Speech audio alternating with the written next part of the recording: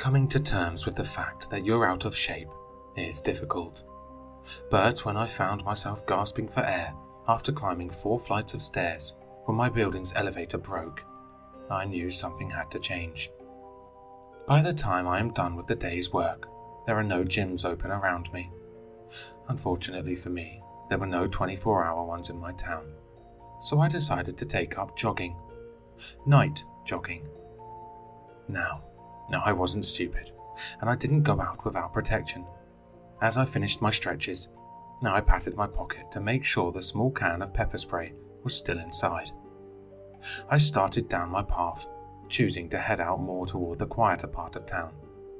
After a few minutes, my lungs and legs burned. I slowed down to a walking pace.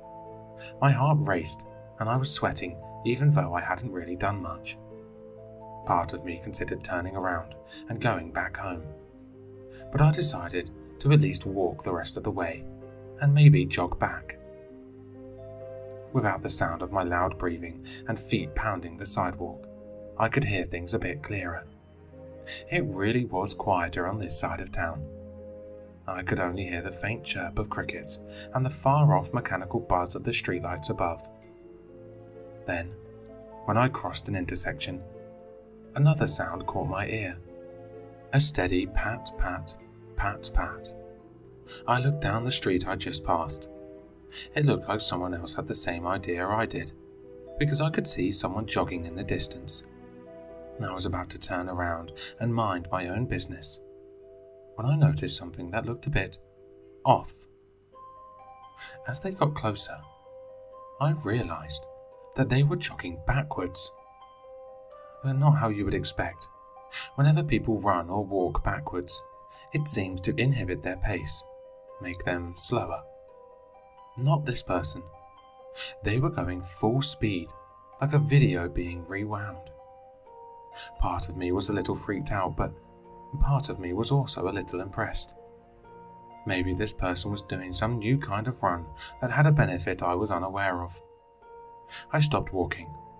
I wanted to watch this person pass me, maybe see what they look like, and give them a friendly wave. Before I could do any of that, the man paused momentarily at the intersection, before making a beeline right towards me, running faster than he was before. As he closed the distance between us, I pulled the can of pepper spray out of my pocket. Wait. What good would that do? I would just be spraying him in the back of the head. I turned and sprinted down the street. The sound of the stranger's pounding footsteps followed close behind. I looked around for anyone that could help me, but I had made my way into the industrial sites, free of homes and free of possible rescue. Shit! If I had only stayed in the suburbs, at least then I could have banged on someone's door for help. The road before me turned to gravel. My lungs ached and a side stitch burned in my torso. The footsteps behind me were keeping up. How the hell was this person so fast? I ran past building after building until I saw an opening. A storage building. I skidded inside. It was hard to see, and I had little time. I threw myself behind some crates as the footsteps approached the doorway. Pressing myself further into the shadows, I held my sweaty shirt against my mouth to cover my loud breathing. The footsteps slowed. The gravel floor of the building crunched beneath their feet.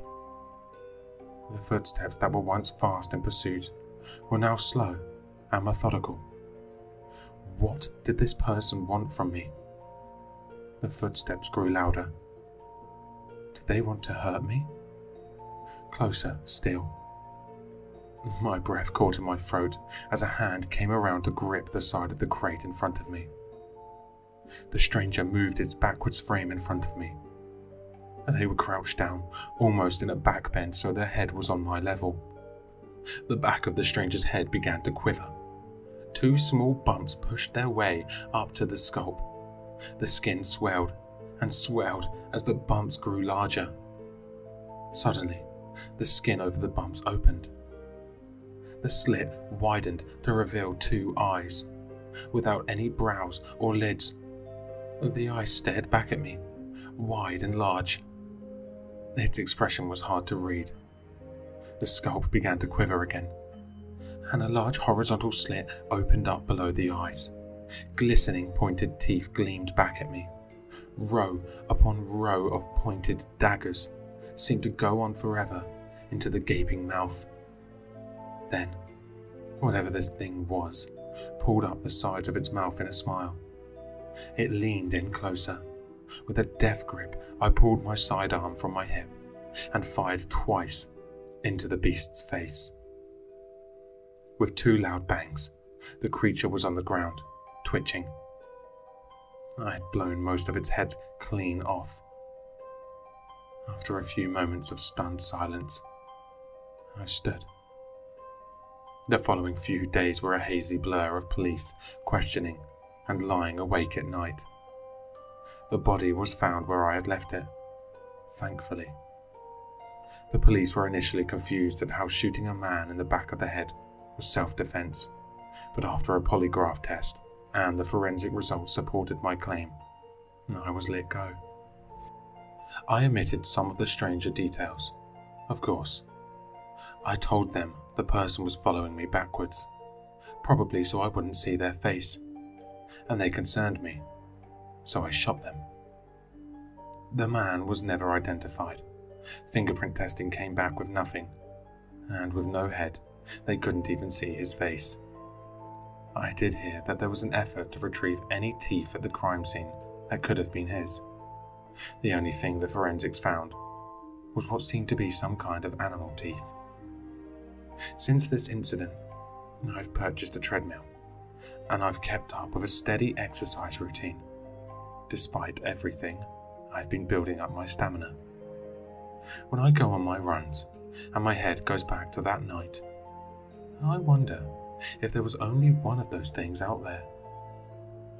Either way, I'm never going jogging at night, ever again. Hello listeners, if you enjoyed this story, please check out the author in the description. For more content, leave a like, comment, and subscribe for more sinister readings.